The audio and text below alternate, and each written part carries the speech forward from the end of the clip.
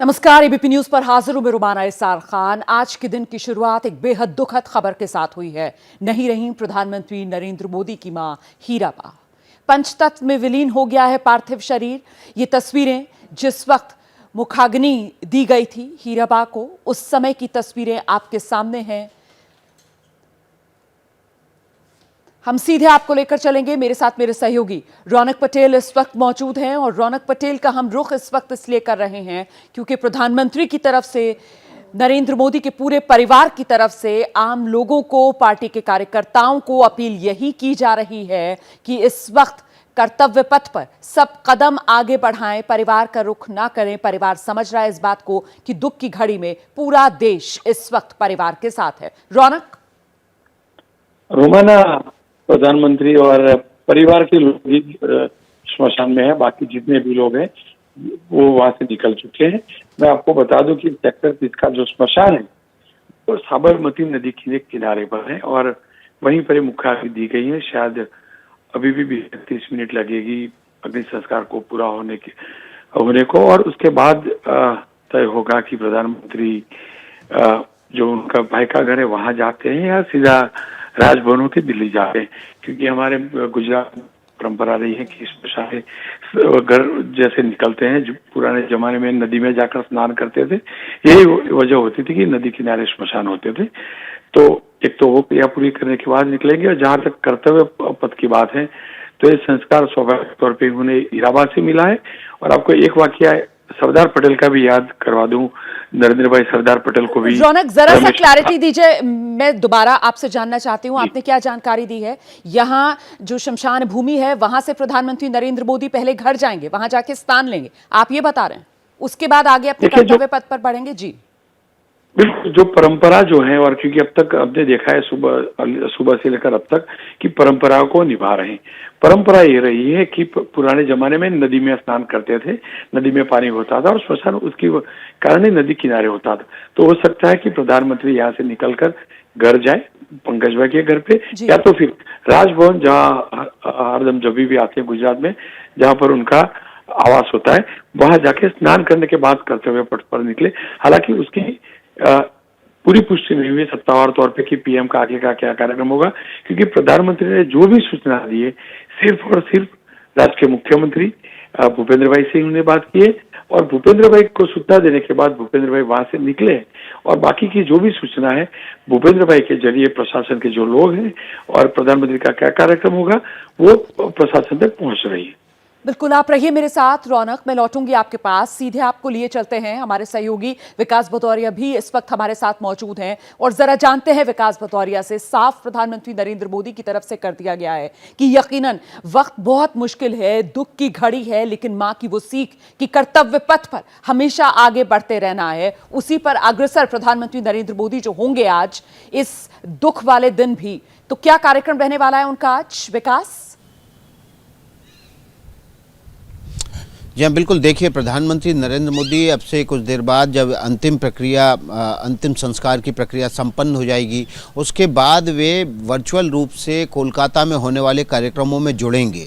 वहाँ पर वंदे भारत ट्रेन को हरी झंडी दिखाएंगे। इसके अलावा जो गंगा नेशनल काउंसिल है उसकी बैठक में हिस्सा लेंगे। तमाम मेट्रो से जुड़े हुए प्रोजेक्ट का भी उनको उद्घाटन करना था। वर्चुअली सभी कार्यक्रमों में हिस्सा लेंगे। साफ है कि राष्ट्र प्रथम, देश प्रथम जो जिम्मेदारी है वो पहले। और इसी बीच जब हीराबा के निधन की खबर आई तो कई राज्यों के मुख्यमंत्री, कई राज्यों के बड़े नेता, गवर्नर सब अहमदाबाद और गांधीनगर पहुंचना चाहते थे हीराबा को अंतिम श्रद्धांजलि देने। लेकिन परिवार ने तय किया कि ये कार्यक्रम निजी रखना है, अंतिम संस्कार का कार्यक्रम, और इसलिए सभी को ये हिदायत दी है कि कोई भी अहमदाबाद या गांधीनगर ना आए। जो उनके पूर्व निर्धारित कार्यक्रम हैं, जो उनकी जिम्मेदारियाँ हैं, जो उनके कर्तव्य हैं, उनको निभाते रहें और अहमदाबाद ना आने की ज़रूरत नहीं है। और इसलिए परिवार ने ये निवेदन भी किया है सभी से कि जिनके भी जो पूर्व निर्धारित कार्यक्रम है उसी के तय कार्यक्रम के मुताबिक चलें और गांधीनगर आने की ज़रूरत नहीं है, इसकी आवश्यकता नहीं है। अपने जो उनकी सद्भावनाएं हैं, संवेदनाएं हैं, वो दूर से ही रहकर वे स्वीकार कर लेते हैं। आप रहिए मेरे साथ। स्टूडियो में हमारे साथ दो वरिष्ठ पत्रकार मौजूद हैं, राकेश शुक्ला जी, राखी बख्शी जी। कुल मिलाकर एक संघर्षपूर्ण जीवन, 100 साल के सफर का अंत। और राखी जी, जितनी सादगी भरी जिंदगी हमेशा जी, आज बेटा देश के सर्वोच्च पद पर आसीन है, लेकिन उसी सादगी भरे अंदाज में विदाई भी मां हीराबा की। बिल्कुल भावुक क्षण तो है ही, लेकिन बहुत सारे संदेश रोमाना हमको भी मिल रहे हैं उनके माँ के जीवन से, उनके व्यक्तित्व से। जिस तरह से वो जब जाते थे आशीर्वाद देती थी और 125 रुपये देना, ये एक तरह से एक लेवलिंग करता था उनको। एक बड़े सशक्त नेता देश को की लीडरशिप देख रहे हैं, लेकिन साथ ही ज़मीन और धरातल से भी जुड़े रहे। ये कहीं ना कहीं एक संदेश माँ ने हमेशा दिया कि कर्तव्य तो करो, लेकिन साथ ही अंतिम व्यक्ति का भी ध्यान रखो। अभी प्रहलाद जी बात कर रहे थे अंत्योदय की, तो इस तरह की चीज़ें, गरीब कल्याण योजना जो जहां शुरू हुई है वहां पर कहीं ना कहीं ये रिफ्लेक्ट करता है जो उनकी माँ ने हमेशा संदेश दिया। अभी उज्ज्वला योजना की बात हो रही थी, कई नारी शक्ति की जो योजनाएं हैं उसकी प्रेरणा भी यहाँ पर माँ रही है। और हम सब जानते हैं कि कहीं ना कहीं हम सब की ज़िंदगी में माँ से जो हमें एक आंतरिक शक्ति मिलती है, जो हमें एक लगातार अपनी ज़िंदगी में निर्देश मिलता रहता है कि अपनी जीवन की गति को किस तरह से आगे बढ़ाओ, वो कहीं ना कहीं बहुत सशक्त रूप में हमें हीराबा में दिखा है। और मुझे लगता है कि जिस तरह से अभी रोमाना आप देख रही हैं कि ये पूरा कार्यक्रम भी हो रहा है, जिस तरह की सादगी से ये हो रहा है, कोई भीड़ भाड़ नहीं है, बड़े लोग यहाँ मौजूद नहीं हैं। ये एक बहुत जिसको कहते हैं हमारे देश की एक प्रगतिशील सोच को, जो मैं कह रही थी अभी, उसको भी कहीं ना कहीं दिखाता है। काम पर ध्यान दीजिए, जितना सरल सा जीवन जिया है हीराबा ने, ये आखिरी विदाई भी उतने ही सादे अंदाज में। जरा सोचिए, बेटा देश का प्रधानमंत्री और मां इतने सादे अंदाज में विदा हो रही है। कहीं ना कहीं ये एक मिसाल जो यहां पर कायम की जा रही है, एक अलग लकीर यहां पर प्रधानमंत्री नरेंद्र मोदी की तरफ से यकीनन खिंचती हुई नजर आ रही है इस मौके पर भी। और इसका श्रेय भी मुझे लगता है शुक्ला जी के पास हमें चलना चाहिए, प्रधानमंत्री नरेंद्र मोदी की मां हीराबा को ही जाएगा, क्योंकि पीएम मोदी की शख्सियत पर हीराबा का जो प्रभाव है, वो जितनी योजनाओं का जिक्र अभी राखी जी की तरफ से किया जा रहा था, और महत्वपूर्ण ये हो जाता है कि घर भले ही बहुत कम उम्र में छोड़ दिया हो प्रधानमंत्री नरेंद्र मोदी ने, लेकिन मां हमेशा वो एक मजबूत कड़ी रही जिससे स्नेह और दुलार मिलता रहा और वो एक जुड़ाव बना रहा। शुक्ला जी। जी, हीराबा के संस्कार का प्रभाव सिर्फ नरेंद्र मोदी जी पर तो ही नहीं था, बल्कि उनके परिवार के हर सदस्य पर था।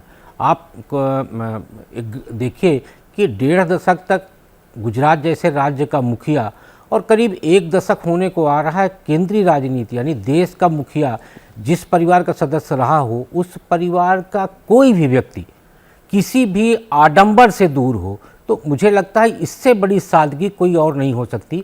और जो मोदी परिवार अभी तक सादगीपूर्ण जीवन गुजारता आ रहा है, वो मोदी परिवार नहीं चाहता कि इस शोक का क्षण जो है किसी तरह के दिखावा में बीते, और इसीलिए परिवार के संयुक्त रूप से एक आह्वान करने पर ही ये सारा। आप बेहद महत्वपूर्ण बात कह रहे हैं। मुझे लगता है जरा सा रौनक पटेल का रुख करेंगे। रौनक, जिस बात का जिक्र यहाँ पर मेहमान भी कर रहे हैं कि बेहद सादगी भरा अंदाज, किसी तरीके का कोई दिखावा नहीं, और जो परिवार की महिलाएं हैं उनकी तस्वीर भी मैं देख रही थी, जान रही थी वो लोग कि वहां पर कैमरे मौजूद हैं, और इसी वजह से अपना दुख मन में समेटे हुए आंख से आंसू आ रहा था, लेकिन कोशिश यही थी कि किसी तरीके से वो कैमरे की नजर में कैद ना हो। इस तरीके की भावुक कर देने वाली वो तस्वीरें जो सामने आई हैं। प्रधानमंत्री नरेंद्र मोदी इस वक्त वहीं शमशान भूमि में मौजूद हैं। एक बार फिर से रुक करते हैं। रौनक, अगर मेरी आवाज आपको मिल रही है, अभी भी प्रधानमंत्री नरेंद्र मोदी वहीं शमशान भूमि में ही मौजूद हैं?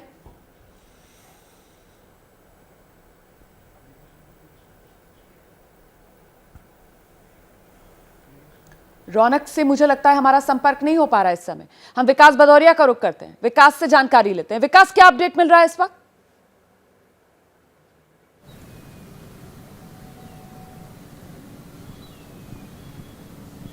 विकास, मेरी आवाज मिल रही है आपको? हमारे सहयोगी हमारे साथ लगातार बने हुए। जी जी जी जी विकास, प्रधानमंत्री नरेंद्र मोदी अभी भी वहीं शमशान भूमि में ही मौजूद हैं। अच्छा, मुझे जानकारी मिल रही है कि रौनक अब हमारे साथ मौजूद हैं। जी रौनक। देखिए, अगली 20 मिनट में अग्नि संस्कार पूरा हो जाएंगे और उसके बाद प्रधानमंत्री राजभवन पहुंचेंगे। सेक्टर 30 से ज्यादा दूरी पर नहीं है राजभवन, जहाँ गवर्नर हाउस है। और प्रधानमंत्री बनने के बाद जब नरेंद्र मोदी आए तो उनका निवास जो होता था वो राजभवन होता था। तो क्योंकि मैंने जैसे पहले बताया था कि परंपरा होती है अग्नि संस्कार के बाद स्नान करने की, वो क्रिया पूरी करने के बाद प्रधानमंत्री राजभवन से ही वर्चुअली जुड़ेंगे, यानी कि वीडियो कॉन्फ्रेंसिंग से गुजरात सरकार का जो राजभवन है, राज्यपाल का जो भवन है, वहां पर प्रधानमंत्री के लिए खास आवास बनाया गया है पहले से। वहीं से ही वो वीडियो कॉन्फ्रेंसिंग से जो भी कार्यक्रम है उसमें जुड़ेंगे।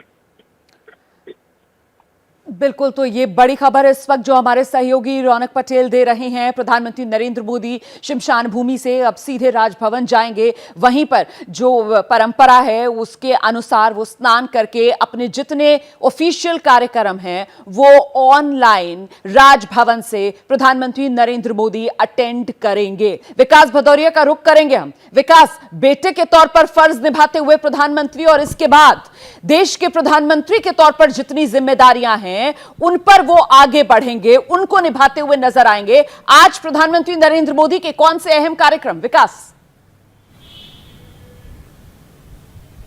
ये देखिए, उनके 3 अहम कार्यक्रम हैं। पहला कार्यक्रम वंदे भारत ट्रेन को हरी झंडी दिखाने का था, दूसरा कोलकाता की मेट्रो प्रोजेक्ट के उद्घाटन का था और तीसरा नेशनल गंगा काउंसिल की बैठक का था, जिसमें उनको शामिल होने के लिए कोलकाता जाना था। लेकिन आज सुबह जब हीराबा के निधन की तड़के खबर आई तो उसके बाद सारे कार्यक्रम रद्द करते हुए प्रधानमंत्री नरेंद्र मोदी अहमदाबाद पहुँचे और गांधीनगर से आपने तस्वीरें देखी किस तरह से उन्होंने वहाँ पर बेटे का फर्ज निभाया और एक माँ की क्षति और माँ की मौत के बावजूद जो दुख है, पहाड़ सा दुख है, उसको सहन करते हुए उन्होंने अपनी जिम्मेदारियों के निर्वहन का भी फैसला लिया।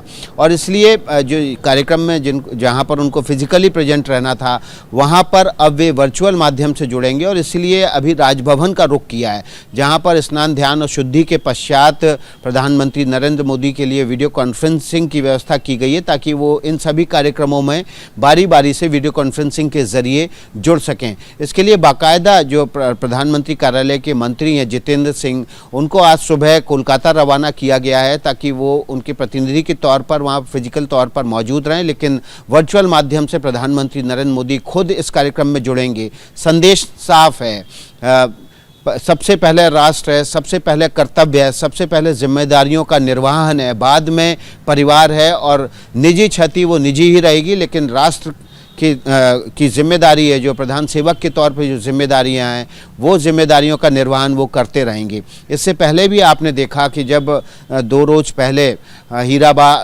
एडमिट हुई थी अस्पताल में, UN मेहता हॉस्पिटल में, उस वक्त भी प्रधानमंत्री उनको देखने पहुंचे थे और डॉक्टरों से बात करने के बाद, अपनी माँ हीराबा से बातचीत करने के बाद वो संतुष्ट थे कि उनकी रिकवरी फास्ट है, सांस लेने में जो तकलीफ थी अब वो दूर हो चुकी है। और कल भी हमारी बात हुई थी UN मेहता हॉस्पिटल के डायरेक्टर RK पटेल से, उन्होंने भी ये कहा था कि आज सुबह तक उनको डिस्चार्ज भी कर दिया जाएगा, लेकिन तड़के 3:30 बजे अचानक हीराबा का निधन हो गया और उसके बाद सूचना परिवार के सभी सदस्यों को प्रधानमंत्री नरेंद्र मोदी को दी गई और उसी वक्त प्रधानमंत्री वहां पर कुछ नरेंद्र मोदी हलचल सी होती हुई इस समय नजर आ रही है। प्रधानमंत्री नरेंद्र मोदी क्या राजभवन के लिए निकल गए हैं?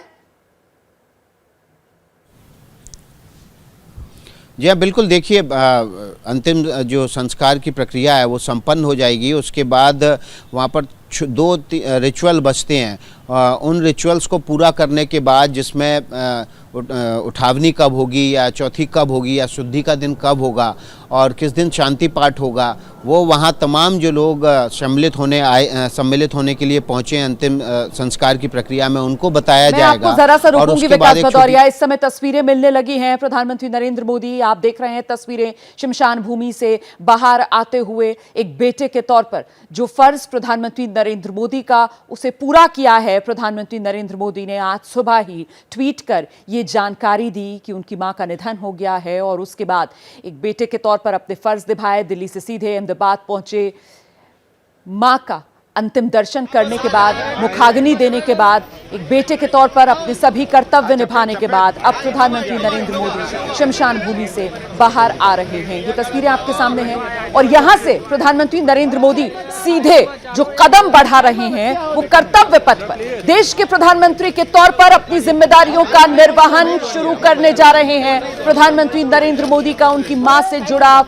किसी से छिपा नहीं, एक आत्मीय रिश्ता प्रधानमंत्री नरेंद्र मोदी का अपनी मां के साथ। और इस समय मां के जाने के बाद किस तरीके का खालीपन, किस तरीके का गम, किस तरीके का दुख प्रधानमंत्री नरेंद्र मोदी महसूस कर रहे होंगे, इसकी कल्पना करना भी मुश्किल नहीं है। लेकिन उन तमाम दुखों को, गम को, खालीपन को, शून्यता को पीछे छोड़ते हुए देश के प्रधानमंत्री के तौर पर अपनी जिम्मेदारी की तरफ प्रधानमंत्री नरेंद्र मोदी आगे बढ़ते हुए, कर्म पथ पर प्रधानमंत्री नरेंद्र मोदी बेटे के तौर पर अपने कर्तव्य पूरे किए हैं। और ये जो आप देख रहे हैं प्रधानमंत्री नरेंद्र मोदी की गाड़ियों का काफिला अब यहां शमशान भूमि से सीधे राजभवन जाएगा। विकास भदौरिया, राजभवन में ही वो शुद्धि स्नान और फिर वहीं से अपने कर्म पथ पर आगे बढ़ जाएंगे प्रधानमंत्री मोदी। वहीं से वर्चुअली अटेंड करेंगे वो अपनी आज की मीटिंग।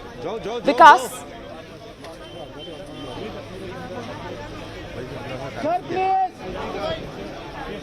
के मुताबिक सुबह 10 बजे कोलकाता होना था, लेकिन हीराबा के निधन के बाद वो अहमदाबाद आ गए और अब इसलिए अंतिम संस्कार की प्रक्रिया को संपन्न कराने के बाद राजभवन में आज उनके ठहरने का कार्यक्रम है और वहीं से वीडियो कॉन्फ्रेंसिंग की व्यवस्था की गई है।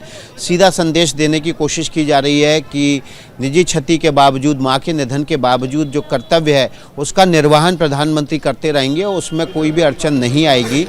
भले ही वो फिजिकली ना उसमें कार्यक्रम में शामिल हो पा रहे हो, लेकिन वर्चुअली उस कार्यक्रम में शामिल होंगे और पूरे कार्यक्रम के 3 अलग अलग हिस्सों में बाकायदा वर्चुअल माध्यम से हिस्सा भी लेंगे। तो जो कर्तव्य पथ पर जो जिम्मेदारी उनको मिली है प्रधानमंत्री नरेंद्र मोदी को, उसका निर्वहन वो प्रधान सेवक के रूप में करते रहेंगे।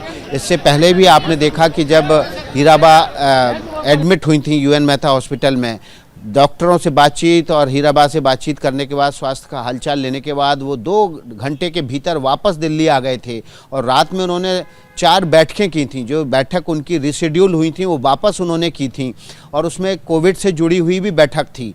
और ठीक उसी तरह आज भी जब मां का निधन हुआ है उसके बाद वो तुरंत अहमदाबाद पहुंचे। अंतिम संस्कार की प्रक्रिया संपन्न होने के बाद अब वो रवाना हो गए कर्तव्य पथ पर।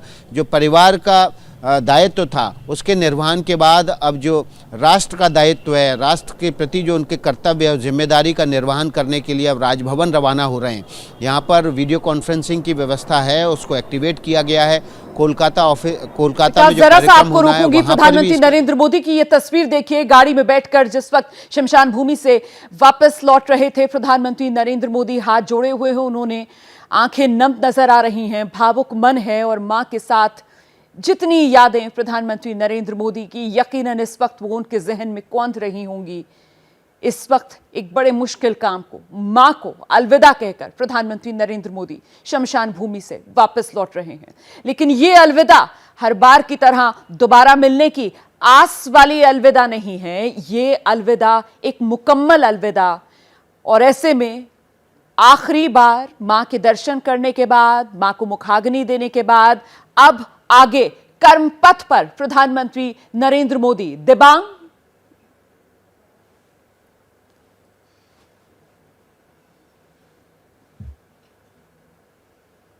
और ये बड़ी बात है और मेरे ख्याल से ये जो प्रधानमंत्री नरेंद्र मोदी हैं उन्होंने अपनी मां से ही ये पाया है। और प्रधानमंत्री मोदी ने एक बार याद किया कि किस तरीके से जब भी संत आते थे तो वो माँ यही कहती थी कि मेरे बच्चों में सेवा का जो भाव है वो आना चाहिए, वो होना चाहिए, और जो दूसरों के दूसरों में साथ खड़े रहना है, इस की बात उनकी माँ किया करती थी और बहुत प्रभावित रहे।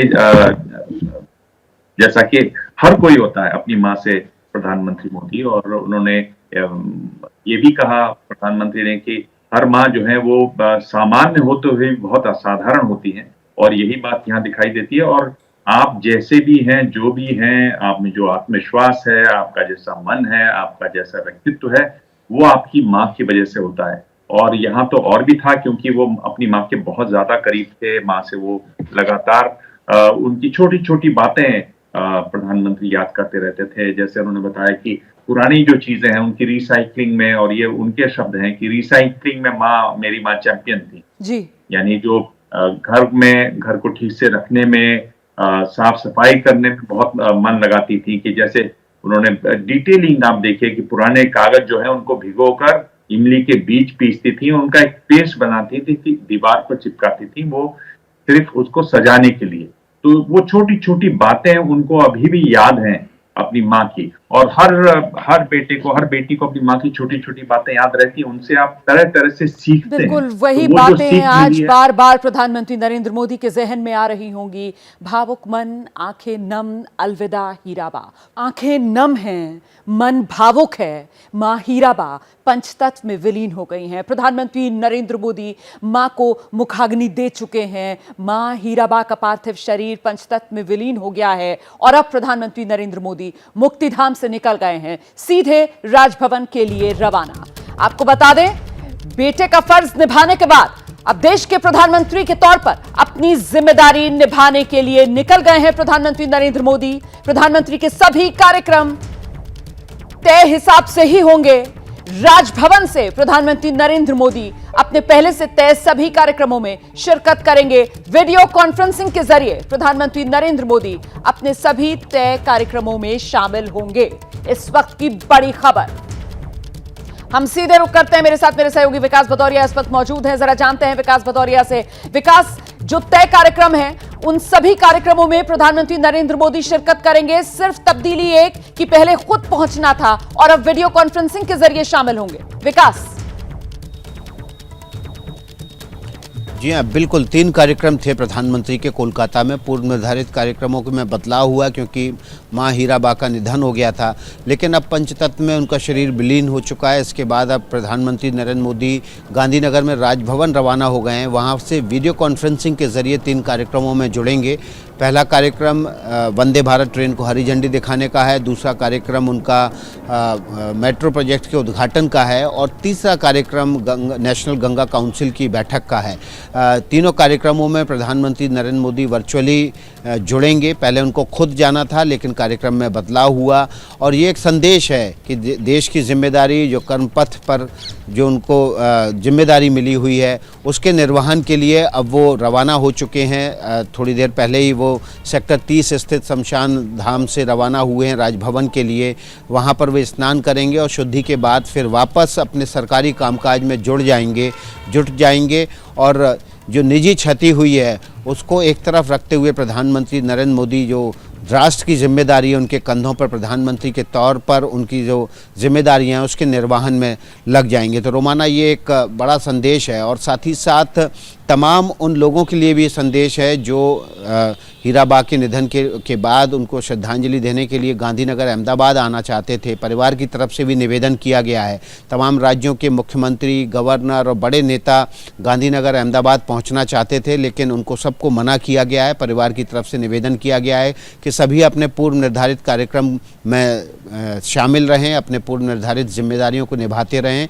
उनकी जो संवेदनाएं हैं वो वहीं से रहकर वो उनका परिवार स्वीकार कर रहा है। बिल्कुल विकास, इसीलिए हम कह रहे हैं कि अपने इस आचरण से प्रधानमंत्री नरेंद्र मोदी ने कहीं ना कहीं एक नई मिसाल कायम की है और हीराबा जितनी सादगी भरी जिंदगी उन्होंने जी, उतनी ही सादा तौर पर ये अंतिम विदाई। हालांकि बेटा जो है वो देश का प्रधानमंत्री, आप सोचिए जरा किस अंदाज में उनकी विदाई हो सकती थी, लेकिन सरल जीवन और उसी सरल अंदाज में आखिरी विदाई। मन तो बेहद भावुक है, आंखें भी नम है और प्रधानमंत्री नरेंद्र मोदी का जिस तरीके का जुड़ाव अपनी मां के साथ खासतौर से रहा है, ये किसी से छिपा हुआ नहीं है। कितना बड़ा पर्सनल लॉस, कितनी बड़ी पर्सनल ट्रेजेडी, लेकिन बावजूद इसके गम को किनारे रख प्रधानमंत्री नरेंद्र मोदी कर्तव्य पथ पर जो आगे बढ़ रहे हैं। जल शक्ति मंत्री हैं, कार्यक्रम आज लगे हैं प्रधानमंत्री के बंगाल में काफी सारे, क्या रहेगा इस पर? देखिए, अत्यंत दुखद समाचार है, हृदय विदारक है।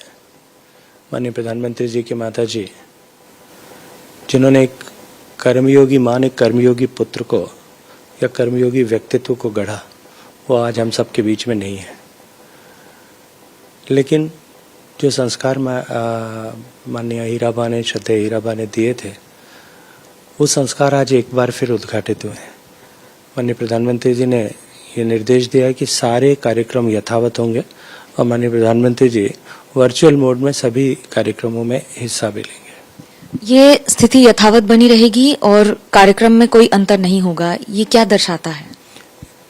जिस तरह से मैंने कहा कि ये बात का परिचायक है कि प्रधानमंत्री जी को जिस तरह के संस्कार उनकी मां ने दिए और कर्म की प्रधानता को हमेशा ही उनके जीवन में बीजारोपित किया, आज एक बार फिर जैसा मैंने कहा वो उद्घाटित हुआ है, सबके सामने आया है कि एक माँ के निधन के बाद में भी, जो मुझे लगता है कि किसी व्यक्ति के जीवन में सबसे दुखद घटना होती है, उसके बाद में भी सारे कार्यक्रमों को यथावत रखना, अपने कर्म को प्रधानता देना, ये एक अपने आप में एक प्रेरणा का विषय है। बंगाल, क्योंकि राजनीतिक सवाल भी उठते हैं, लेकिन शोकाकुल कई ज्यादा उस मामले में कौन देखा जाएगा, तो क्या इसका असर भावनाओं के साथ कार्य पर भी पड़ रहा है या बिल्कुल नहीं पड़ेगा? देखिए, ऐसा कहना कि कोई किसी तरह का असर नहीं होता है, ये तो मुझे लगता है कि अतिशयोक्ति होगी। निश्चित रूप से असर होता ही है, लेकिन फिर भी जो काम पहले से तय है उन काम को ठीक उसी तरह से उसी क्रम में होते रहें, उस पर कोई प्रभाव न पड़े, ये अपने आप में ये भी एक विशिष्ट विषय है। और आज की एक बड़ी खबर जान लीजिए आप। सड़क हादसे में टीम इंडिया के क्रिकेटर ऋषभ पंत बाल बाल बचे हैं, जख्मी बुरी तरीके से हुए हैं। हादसे में ऋषभ पंत गंभीर रूप से जख्मी हुए हैं, लेकिन अच्छी बात यह कि फिलहाल खतरे से बाहर बताए जा रहे हैं ऋषभ पंत। और यह हादसा उस वक्त हुआ है जब ऋषभ पंत अपनी कार से दिल्ली से घर लौट रहे थे। आपको बता दें कि रुड़की के नारसन बॉर्डर के पास उनकी गाड़ी का एक्सीडेंट हुआ। कार खुद ऋषभ पंत ड्राइव कर रहे थे। रुड़की के अस्पताल में उन्हें भर्ती किया गया, जहां से उन्हें फिर दिल्ली रेफर कर दिया गया है। फिलहाल आपको सीधे लेकर चलते हैं, मेरे साथ मेरे सहयोगी विकास भदौरिया इस वक्त मौजूद हैं। जरा विकास से जानते हैं अभी ऋषभ पंत की हालत कैसी है, क्या जानकारी मिल रही है डॉक्टर्स की तरफ से। विकास।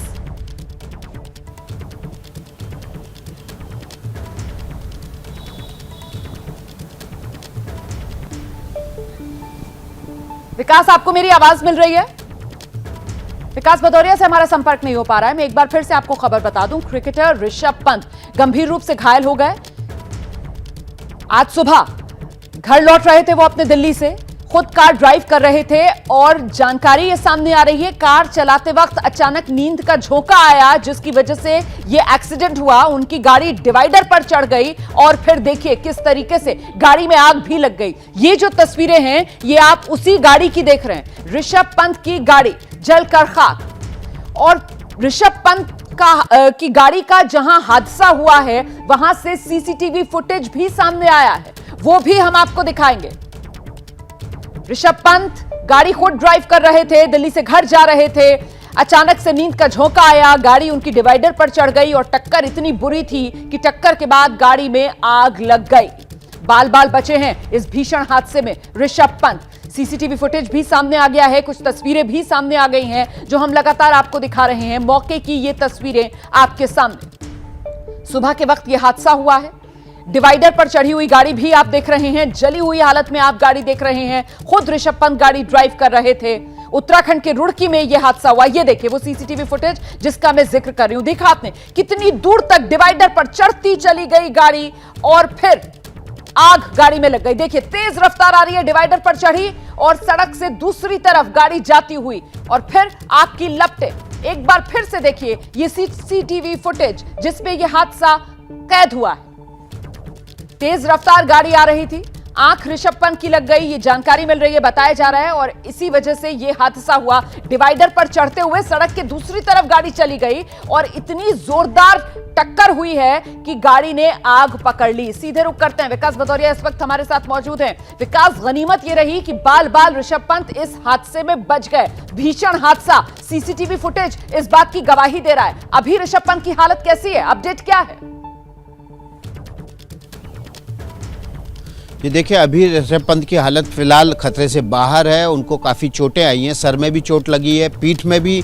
गाड़ी से निकलने के बाद काफ़ी दूर तक वो सड़क पर रगड़े हैं, उसकी वजह से पेट में माफ़ कीजिएगा पीठ में ज़बरदस्त आपने तस्वीरों में देखा होगा कि खरोंच के निशान हैं, पूरी पीठ लाल हो गई है। उनके दाहिने पैर का लिगामेंट भी टूटा है। एक्सरे किया गया था पहले रुड़की में हॉस्पिटल में और उसके बाद ये पता चला कि उनका दाहिने पैर का एक लिगामेंट टूटा हुआ है। इसके बाद फिलहाल उनको देहरादून के मैक्स हॉस्पिटल ले जाया गया है, जहां पर फुल बॉडी उनका एमआरआई होगा ताकि बॉडी के भीतर और कई जगह अगर टिश्यू ब्रेक हुए हों, बोन में फ्रैक्चर हो या लिगामेंट टूटे हों तो उसकी जानकारी पूरी मिल जाए। और जानकारी मिल रही है जिस वक्त ये हादसा हुआ गाड़ी में अकेले थे या कोई और भी उनके साथ था, ये तो बात सामने आ गई है कि ड्राइव वो खुद कर रहे थे। जी देखिए, उनके साथ और भी लोग थे ऐसा बताया गया है। BMW गाड़ी थी जिसको कोई और चला रहा था ऐसा बताया गया था शुरुआती जानकारी में, लेकिन अब जानकारी ये आ रही है कि ऋषभ पंत खुद चला रहे थे। गाड़ी की रफ्तार ज़्यादा थी, तकरीबन 5:21 के आसपास का ये हादसा है और उसके बाद गाड़ी जो है डिवाइडर से टकराई और हादसा इतना भीषण था, टक्कर इतनी भीषण थी कि तकरीबन 50 मीटर तक जो है गाड़ी वो डिवाइडर से रगड़ती हुई जाती रही और डिवाइडर के एक बड़े हिस्से को तोड़ दिया। सीसीटीवी फुटेज में पूरा हादसा कैद हुआ है, दिखा रहे हैं हम दर्शकों को। सीधे रुक करते हैं, इस वक्त हमारे साथ कपिल पाजी मौजूद हैं। कपिल पाजी, ये वीडियो आप भी देख रहे होंगे, मेरे ख्याल से सिर्फ एक बात इस वक्त जहन में आ रही है कि शुक्र है उस ऊपर वाले का जान बच गई।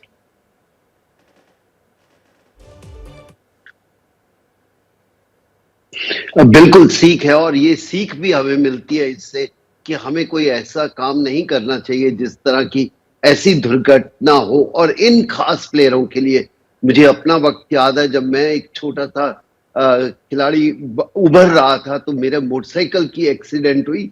उसके बाद मेरे भाई ने मुझे कभी मोटर बाइक नहीं चलाने दिया।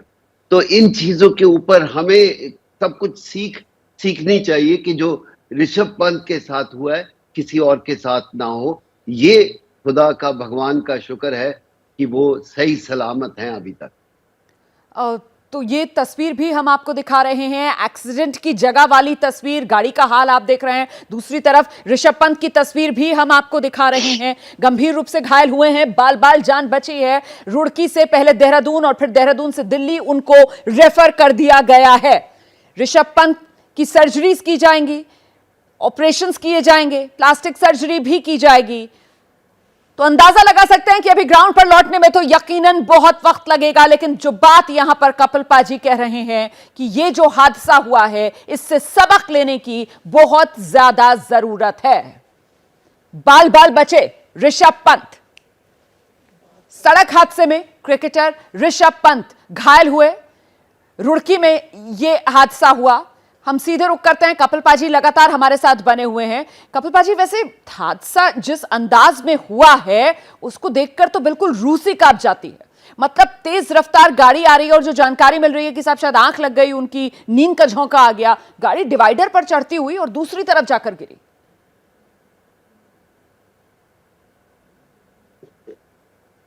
बिल्कुल, इसीलिए कहते हैं कि हाँ, आजकल ये फास्ट गाड़ियां हैं, अच्छी गाड़ियां हैं, बहुत बड़ी हैं। एक तो ये है कि इन सब खिलाड़ियों को, जो स्टार्स हैं, थोड़ा बहुत संभल के रहना चाहिए। खुद चलाने की जरूरत नहीं है क्योंकि आप अफोर्ड कर सकते हो ड्राइवर। मैं मानता हूँ शौक होता है हर एक इंसान को कि मैं गाड़ी चलाऊं, और वो पैशन भी होता है क्योंकि इस उम्र में ये चीजें अक्सर होती हैं। लेकिन जब आपके ऊपर इतनी रिस्पॉन्सिबिलिटी है तो थोड़ा बहुत ध्यान रखना वो हमारे खुद के ऊपर डिपेंड करता है, किसी और के ऊपर नहीं। हमें अपना रास्ता खुद तय करना चाहिए कि हम किस तरह अगली लाइफ या आगे वाली लाइफ को लेके जा सकते हैं। बड़ी बात आप कह रहे हैं और समझना इसी बात को होगा कि कहीं ना कहीं सबक लेने की जरूरत है। शुक्र है कि बाल बच गए ऋषभ पंत इस हादसे में, जख्मी तो बहुत बुरी तरीके से हुए। और इस सबके बीच उत्तराखंड के मुख्यमंत्री पुष्कर सिंह धामी ऋषभ पंत के जल्द स्वस्थ होने की कामना की उन्होंने। रुड़की जहां पर यह हादसा हुआ वो उत्तराखंड में ही पड़ता है और मुख्यमंत्री उत्तराखंड के कह रहे हैं कि अगर एयर एम्बुलेंस की भी जरूरत पड़ती है तो फिर उसकी व्यवस्था की जाएगी। जरा सुनते हैं क्या कहा है पुष्कर सिंह धामी ने। भारत के क्रिकेटर ऋषभ पंत की तबीयत काफी सीरियस है, राज्य सरकार की ओर से क्या क्या किया जा रहा है? आज ही ये समाचार सवेरे मिला कि उनको एक एक्सीडेंट हो गया है। अभी उनकी हालत ठीक है और उनको रुड़की से अब देहरादून मैक्स में शिफ्ट किया जा रहा है और सभी जो भी जरूरी इंतजाम हैं उनके स्वास्थ्य के लिए और उनकी चिकित्सा के लिए वो सब किए जा रहे हैं और मैंने सभी को कहा है, हमारे सभी लोग उसमें लगे हुए हैं। राज्य सरकार क्या पूरा खर्च भी वहन करेगी? हाँ, निश्चित रूप से जो भी जरूरी चीजें होंगी उनके चिकित्सा को लेकर वो सब किया जाएगा। तो पुष्कर सिंह धामी को आप सुन रहे थे, जो भी जरूरत पड़ेगी वो सब मुहैया की जाएगी, सहूलियत। बहुत शुक्रिया कपिल पाजी हमारे साथ जुड़ने के लिए। इस खबर पर हमारी नजर लगातार बनी हुई है, अपडेट आपको देते रहेंगे ऋषभ पंत की सेहत को लेकर। जैसे ही घड़ी का काटा दोपहर 2:30 पे आए, बबीता जी का दिल सास बहू साजिश के लिए मचल जाए। और ये है इनकी बहू पूरे दिन ऑफिस की टेंशन हो जाए गॉन जब ये करें अपना फेवरेट शो फ्री टाइम पे ऑन। इनकी तरह आप भी देखें अपना फेवरेट शो अपने टाइम पर और डाउनलोड कीजिए एबीपी लाइव ऐप अपने स्मार्ट टीवी पर।